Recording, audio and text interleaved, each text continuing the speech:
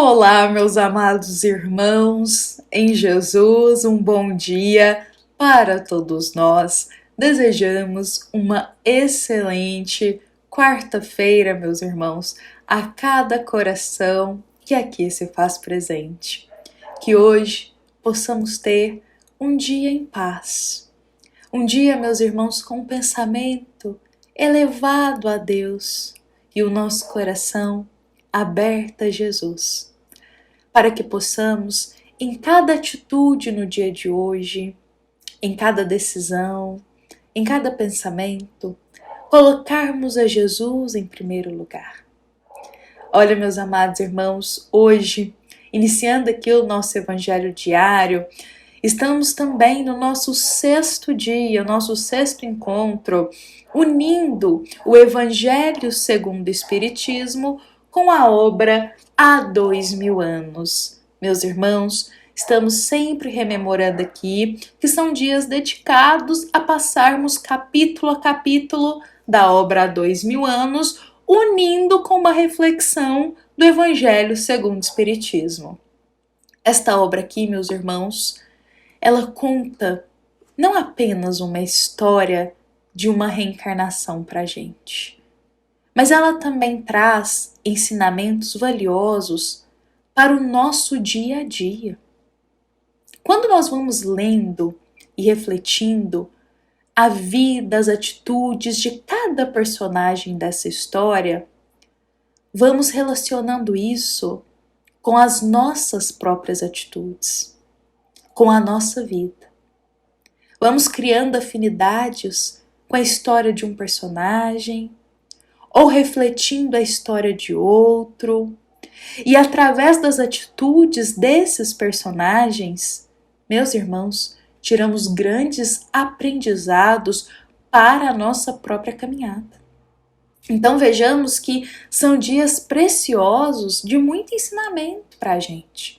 Inclusive, nós deixamos aqui o nosso agradecimento a cada irmão que está acompanhando aqui conosco os dias dedicados a unir o Evangelho segundo o Espiritismo com a obra Há 2000 anos.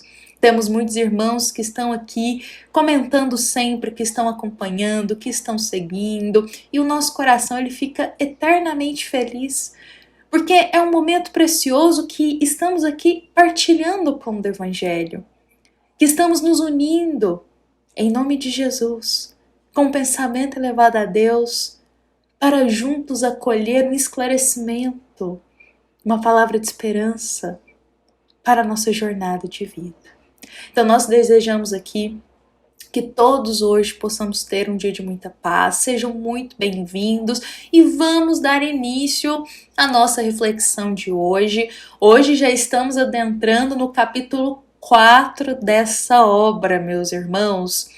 Olha, lembremos que ontem nós refletimos que todos estavam ali reunidos naquele jantar, Pilatos, a esposa de Pilatos, Públio, Lívia e mais algumas pessoas. Terminado o jantar, Pilatos chamou a todos para uma volta no jardim. E eis que essa volta no jardim foi um momento muito amargo para a nossa querida Lívia. Vamos rememorar Lívia, esposa de Públio. Nesse momento, na volta no jardim, as pessoas foram se dividindo. Alguns caminharam para um lado, outros foram para outro local. Cada um que ali estava foi caminhando em uma direção diferente no jardim. Naquela época, meus irmãos, ainda mais na casa de Pôncio Pilatos, os jardins eram aquelas construções gigantes. Então cada um foi para um lado. E eis que Lívia, simples e serena, foi caminhando também. E quem se juntou a ela? Pilatos. E meus irmãos, é um momento muito amargo, porque Pilatos ele está com segundas intenções. Ele se sentiu extremamente atraído por Lívia. E ele não se conteve. E começa ali, aproveitando que está só os dois, a se declarar amorosamente para Lívia. dizendo que gostou muito dela, que ela chamou muita atenção dele. E ele começa a jogar certos convites, certas indiretas amorosas ali para ela. Que momento infeliz, porque Pilatos era casado. E Lívia, meus irmãos, também, com Públio. E o que Lívia faz? Naquele exato momento, muito respeitosa, ela diz que não tem interesse nenhum em Pilatos. Que ela ama Públio, ela é fiel ao Públio. E ela jamais pensaria em qualquer coisa que fosse destruir a confiança do marido para com ela. Que Pilatos poderia esquecer qualquer coisa, que ele estava entendendo errado aquela situação. Ela deixou bem claro que ela não tinha intenção nenhuma e que era necessário que Pilatos se afastasse dela. Lívia, um coração humilde, um coração bondoso, ela se posiciona ali. Ela não se deixa levar pela vaidade naquele momento e coloca o amor que ela tem ao teu marido Públio em primeiro lugar. Pilatos, coração orgulhoso, ele já era acostumado a conseguir tudo o que ele queria, fica extremamente aborrecido. Então, ele continua ali conversando com Lívia, muda um pouco o assunto, fica um pouco desconcertado porque ele viu que ela não agradou nada do que ele fez, ele se declarar ali amorosamente para ela ficou enfurecida com aquilo, não admitiu essa atitude. E aí, Lívia já foi encerrando aquele passeio no jardim por ali. Mas Pilatos foi falar uma última coisa para Lívia. E no que ele foi falar, ele falou no ouvido dela. Só que, meus irmãos, essa cena toda de Pilatos se declarando para Lívia, Lívia negando a ele, foi uma cena que foi observada por outras duas pessoas que estavam escondidas ali entre os arbustos e ficaram observando a conversa de Pilatos com Lívia. Essas duas pessoas é o Sulpício, aquele que no mesmo dia do jantar que a gente refletiu ontem falou de Jesus, e a outra era uma moça chamada Fúvia. E eu acho que agora chegou o momento de todos nós sabermos um pouco mais quem é Fúvia na história. Que ela tem um papel importante e a gente precisa conhecer um pouco ela. Fúvia, meus irmãos, ela era casada com um parente de Públio. E Públio e Lívia estavam hospedados na casa de Fúvia. Só que Fúvia, meus irmãos, vamos aqui tentar delinear, desenhar a personalidade dela. Fúvia era encantadora nas palavras, doce no jeito que falava com as pessoas, mas o coração carregado de espinhos.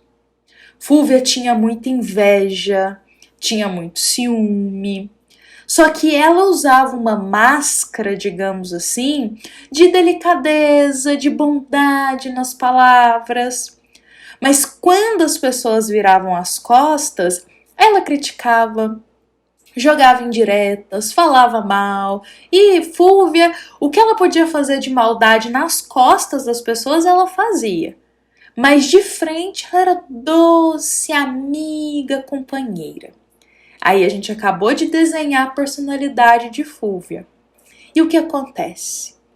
Fúvia tinha extrema inveja de Lívia. Extremo ciúme. Lívia nunca deu motivo para Fúvia sentir isso. Mas Fúvia sentia inveja, sentia ciúme, que Lívia era delicada, humilde. E aí Fúvia não admitia isso. Então ela tinha muita inveja e muito ciúme. Então toda oportunidade que ela tinha, ela criticava Lívia. E incomodava muito ela que todo mundo gostava de Lívia. Então, meus irmãos, Fúvia está ali, observando aquela cena. entre Pilatos e Lívia. Fúvia viu, meus irmãos, Lívia negando a declaração amorosa de Pilatos. Fúvia viu com os próprios olhos que Lívia não gostou do que Pilatos fez, que Lívia diz que ama a Públio e que jamais trairia a confiança do seu esposo. Mas mesmo ela sabendo a verdade que era essa, o que ela faz? Ela pega um pedacinho da história e bola um plano. E diz, vamos inventar uma mentira. Vamos falar para Públio que Lívia está aí com uma relação amorosa com Pilatos. Porque qual que era o plano de Fúvia? Fazer com que as pessoas ficassem contra Lívia, que Lívia fosse mal vista. E qual que era o único jeito dela fazer isso? Inventando uma fofoca, uma calúnia, uma mentira de Lívia. Então ela observa a cena, ela sabe realmente o que aconteceu, realmente Pilatos se declarou para Lívia. Mas Lívia negou isso, mostrando-se fiel ao seu esposo. Mas Fúvia faz o quê? Pega só um pedacinho da história e vai inventar uma calúnia de tudo isso contra Lívia, vai inventar uma fofoca, vai inventar uma mentira. Meus irmãos, vamos fazer uma pausa aqui para unir isso com o Evangelho segundo o Espiritismo? Porque eu acredito que essa atitude que Fúvia teve é narrada perfeitamente na passagem do Evangelho segundo o Espiritismo, capítulo 12, item 9. Essa passagem ela diz pra gente que às vezes certas pessoas assumem aparências hipócritas, ocultando nas profundezas do coração os maus sentimentos que o animam. Então tomam caminhos escusos, segue na sombra o inimigo, o qual nada desconfia, e espera o momento propício para sem perigo feri-lo. Esconde-se do outro, espreitando de contínuo, prepara-lhe odiosas armadilhas e, em sendo propícia a ocasião, derrama-lhe no copo veneno. Essas são palavras da passagem do Evangelho segundo o Espiritismo, o qual descreve muito bem o que Fúvia fez com Lívia. Fúvia seguia na espreita Lívia, sorria para Lívia, falava palavras doces, ficava sempre próxima de Lívia, elogiava ela. Mas no momento propício, ela segue às escondidas Lívia. Arma-lhe um plano de calúnia. Inventa uma mentira. Meus irmãos, o que Fúvia fez é algo que vai conduzir sérios problemas para Lívia. Meus irmãos, vamos refletir aqui que a gente nunca consegue medir o alcance de uma palavra que a gente fala. Seja uma palavra boa e edificante, a gente não imagina o alcance que ela pode ter no coração de alguém, o quanto pode ajudar. Mas ao mesmo tempo, uma palavra maldosa, uma calúnia, uma fofoca, uma mentira, meus irmãos, de alguém. A gente não consegue medir o alcance disso. E como isso pode destruir a vida de alguém. Uma simples mentira pode destruir, meus irmãos, a vida de alguém.